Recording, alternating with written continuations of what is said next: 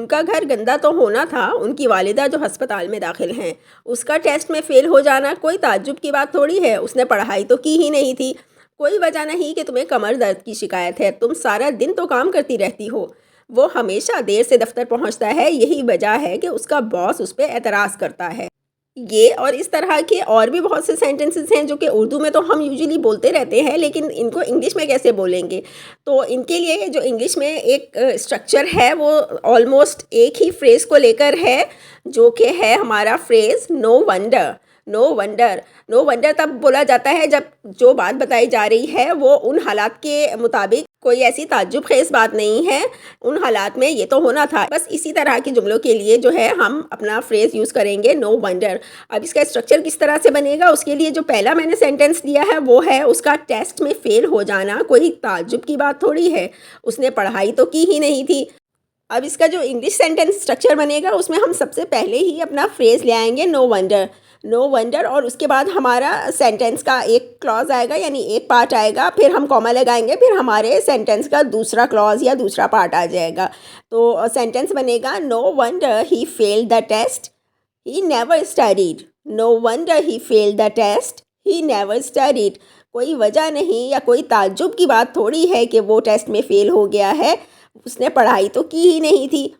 Next sentence है उनका घर गंदा तो होना था, उनकी वालिदा जो अस्पताल में दाखिल हैं।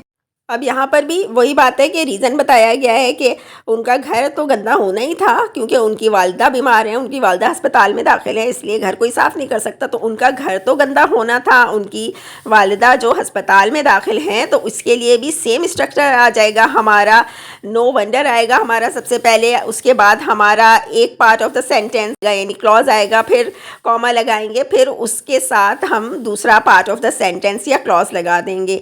तो सेंटेंस इंग्लिश में बन जाएगा no wonder their house is a mess, their mother is hospitalised. No wonder their house is a mess, their mother is hospitalised.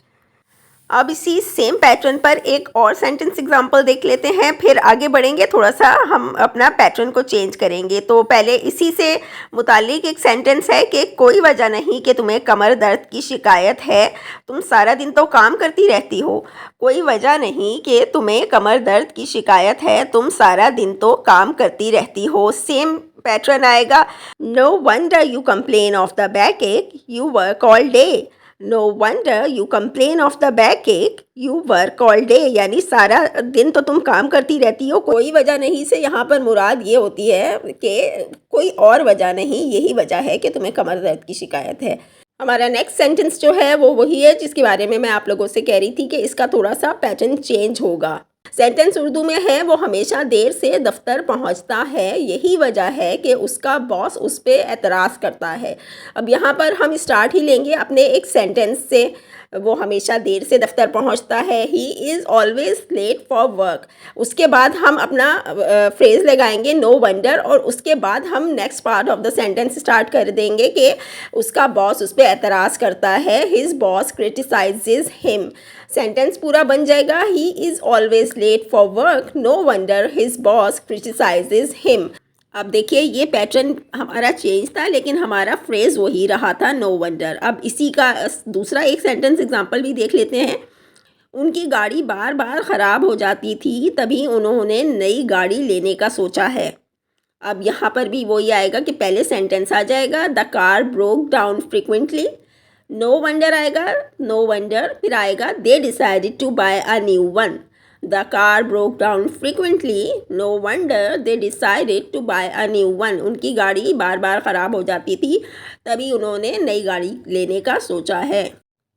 Last में जो आप लोगों के लिए मैं प्रैक्टिस क्विज लाई हूँ, क्विज ए है आज ही की वीडियो से रिलेटेड। नो वंडर को लेके आप लोगों ने इन सेंटेंसेस की ट्रांसलेशन करनी है, जबकि क्विज बी जो है हमारा वो कल वाली हमारी प्रीवियस वीडियो से रिलेटेड था। और अगर अभी तक वो वीडियो आप लोगों ने नहीं देखी तो प्लीज़ ज़रूर उसे देख लें, क्योंकि उसमें मैंने टेक अनड्यू एडवांटेज यानी नाजायज़ फ़ायदा उठाना से रिलेटेड बहुत ही कारामद सेंटेंस स्ट्रक्चर सिखाए हैं। और आज की वीडियो कैसी लगी है मुझे इसके बारे में भी ज़रूर फीडबैक दीजिएगा।